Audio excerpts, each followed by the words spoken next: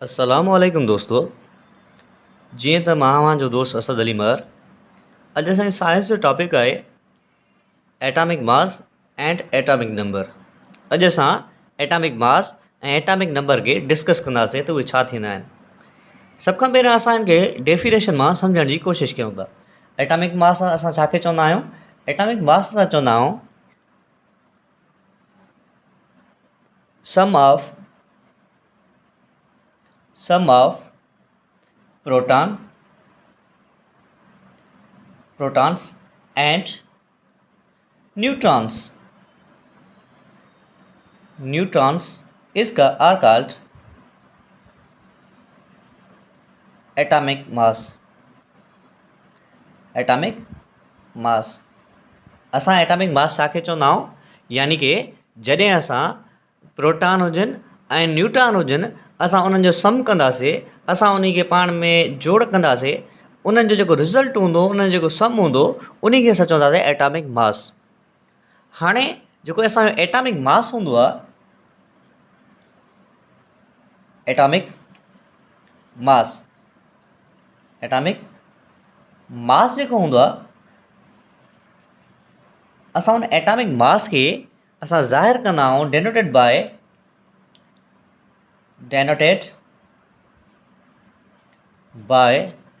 ए।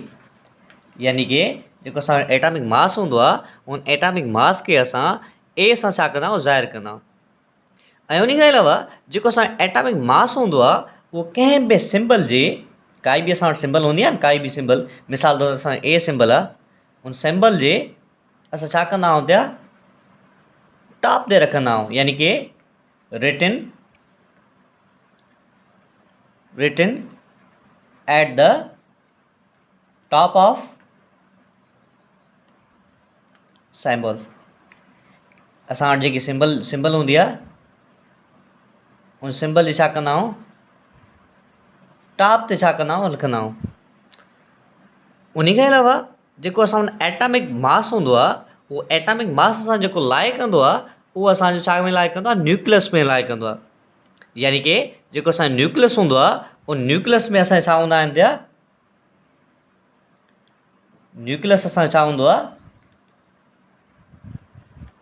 Nucleus में असांजा छा लाइ कंदा आहिनि? प्रोटॉन। ऐं ॿियो छा असां लाइ कंदा आहिनि? न्यूट्रॉन लाइ कंदा आहिनि। जॾहिं असांजा न्यूक्लियस में प्रोटॉन ऐं न्यूट्रॉन लाइ कंदा आहिनि, त तंहिंजे करे असां इन प्रोटॉन ऐं न्यूट्रॉन खे असां चवंदा आहियूं न्यूक्लियॉन। यानी कि जेके असां प्रोटॉन ऐं न्यूट्रॉन असां न्यूक्लियस में लाइ कंदा आहिनि, उते मौजूदु हूंदा आहिनि, उन जे करे असां प्रोटॉन ऐं न्यूट्रॉन खे असां चवंदा आहियूं न्यूक्लियॉन। ऐं हीउ जेको असांजो टोटल असांजो वेट हूंदो आहे, उहो जेको टोटल वेट हूंदो आहे, उहो असांजो न्यूक्लियस में ई लाइ कंदो आहे। यानी कि जेको असांजो एटम जो जेको असांजो टोटल जेको वेट हूंदो आहे, उहो टोटल वेट असांजो लाइ कंदो आहे, उहो हूंदो आहे कछा में? न्यूक्लियस में। टोटल वेट किथे हूंदो आहे? न्यूक्लियस में हूंदो आहे। उहो छाजे करे न्यूक्लियस में हूंदो आहे?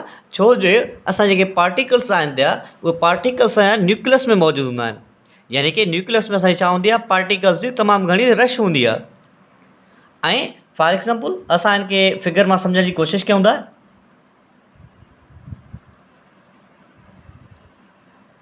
हीअ जेके असां शेप ठाहियूं था, इहा असां सम्झाइण ख़ातिर ठाहियूं था, पर जेकी असांजी असली शेप हूंदी आहे, उहा असांजी इन टाइप जी न हूंदी आहे। हीअ प्रोटॉन, हीअ न्यूट्रॉन,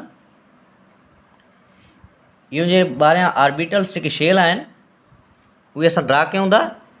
हिन न्यूक्लियस में असांजा छा हूंदा आहिनि? प्रोटॉन ऐं न्यूट्रॉन हूंदा आहिनि। न्यूक्लियस। उन खां अलावा हीअ जेके असांजा ऑर्बिट्स हूंदा आहिनि, हीअ जेके असांजा शेल्स हूंदा आहिनि, इन ऑर्बिट्स में, हिन शेल्स में असांजा छा हूंदा आहिनि? इलेक्ट्रॉन हूंदा आहिनि।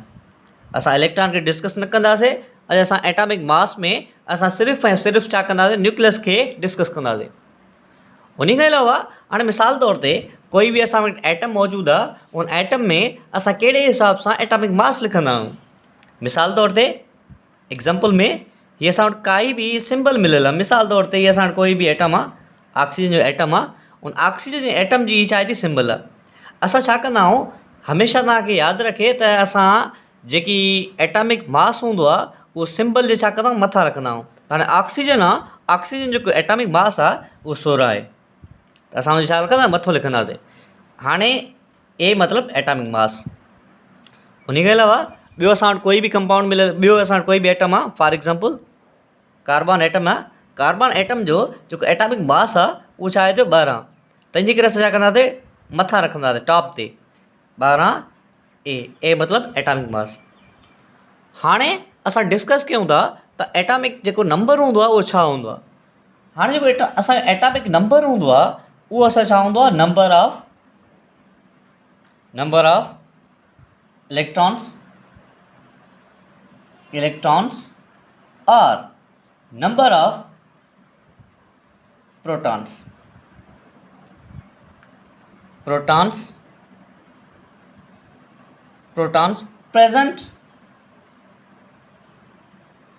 present in atom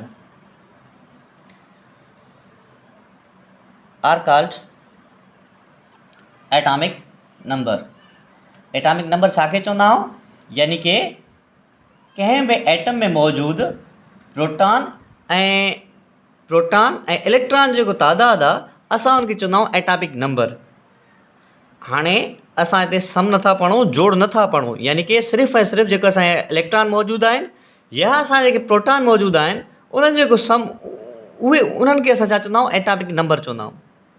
हाणे असां जेके इलेक्ट्रॉन, असांजे एटम में जेके प्रोटॉन हूंदा आहिनि या असांजा जेके इलेक्ट्रॉन हूंदा आहिनि उहे साॻा हूंदा आहिनि, यानी कि मिसाल तौर ते जेतिरा असां वटि, फॉर एग्ज़ाम्पल असां वटि जेतिरा असां वटि प्रोटॉन मौजूदु आहिनि ओतिरा असां वटि छा हूंदा, इलेक्ट्रॉन हूंदा। कंहिं बि एटम में प्रोटॉन ऐं इलेक्ट्रॉन जो जेको तादाद हूंदो आहे उहो सेम हूंदो आहे। हाणे जेको असां वटि एटॉमिक नंबर हूंदो आहे उहो एटॉमिक नंबर खे असां ज़ाहिर कंदा आहियूं, एटॉमिक नंबर जेको असां वटि एटॉमिक नंबर हूंदो आहे उन एटॉमिक नंबर खे असां ज़ाहिर कंदा आहियूं Z सां। जेकी एटॉमिक नंबर जी जेकी सिंबल आहे डिनोटेड बाय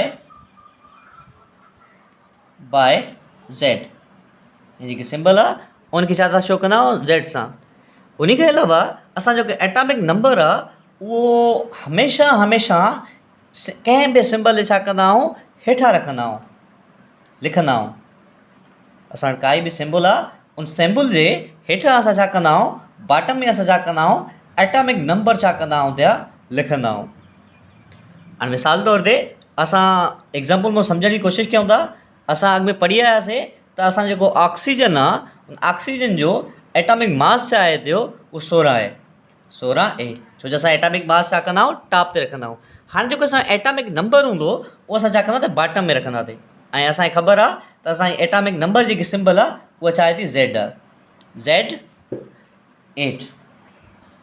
हाणे मिसाल तौर ते असां ॿियो एग्ज़ाम्पल असां पढ़ियोसीं एटॉमिक मास में, त असांजो कार्बन आहे, कार्बन जो एटॉमिक मास आहे उहो 12 आहे, असां टॉप में लिखियोसीं। हाणे जेको असां एटॉमिक नंबर हूंदो असां हुनखे छा कंदासीं, बॉटम में लिखंदासीं, घणो आहे, 6।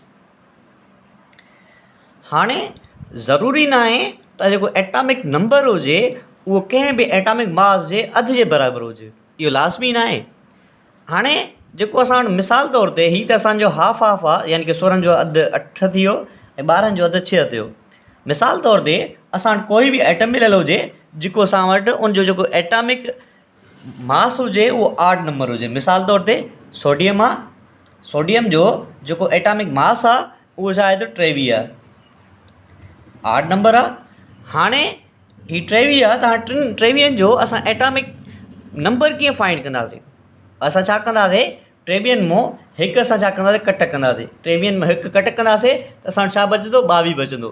हाणे 22 जो असां छा कंदासीं, हाफ कढंदासीं, 22 जो असांजो हाफ छा हूंदो आहे, असांजो 11 हूंदो आहे। त सोडियम जो जेको एटॉमिक नंबर थी वियो उहो थी वियो 11। हाणे मिसाल तौर ते असां वटि ॾिसूं त असां वटि कीअं असांजो हीअ MCQs ईंदा आहिनि। असां वटि MCQs ईंदा आहिनि, थिया फॉर एग्ज़ाम्पल क्वेश्चन असांखे मिलियल हूंदो, चए थो Na Na मतलब सोडियम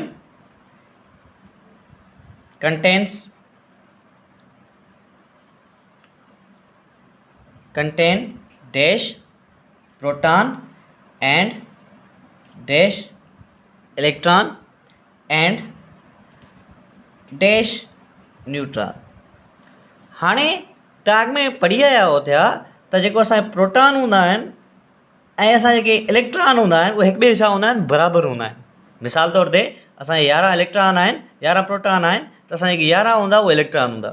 त हाणे ॾिसो त हीअ असां वटि मिलियल आहे, असां वटि एटॉमिक नंबर मिलियल आहे। एटॉमिक नंबर छा आहे थियो 11 आहे, छो जो पाण पढ़ी आया आहियूं एटॉमिक नंबर में असां इलेक्ट्रॉन या असांजे प्रोटॉन हूंदा आहिनि, यानी कि असांजो जेको नंबर ऑफ इलेक्ट्रॉन आहे उहो 11 आहे। त हाणे जेको असांजो नंबर ऑफ प्रोटॉन आहे उहो 11 आहे, नंबर ऑफ इलेक्ट्रॉन बि असांजो छा आहे थियो 11 आहे। हाणे असांखे छा फाइंड करणो आहे, नंबर ऑफ न्यूट्रॉन फाइंड करणो आहे। त नंबर ऑफ न्यूट्रॉन फाइंड करण लाइ असां n सां सेम रखंदासीं, number of neutron is equal to यानी कि एटॉमिक मास मां असां एटॉमिक नंबर छा कंदासीं कट कंदासीं। मिसाल तौर ते एटॉमिक मास असां घणो मिलियल आहे 23 मिलियल आहे, 23 मां असां 11 कट कंदासीं त असांजो जेको एटॉमिक नंबर ईंदो उहो असांजो घणो ईंदो 12 ईंदो। तव्हांखे एटॉमिक मास ऐं एटॉमिक नंबर जी ख़बर पइजी वई हूंदी। Thank U.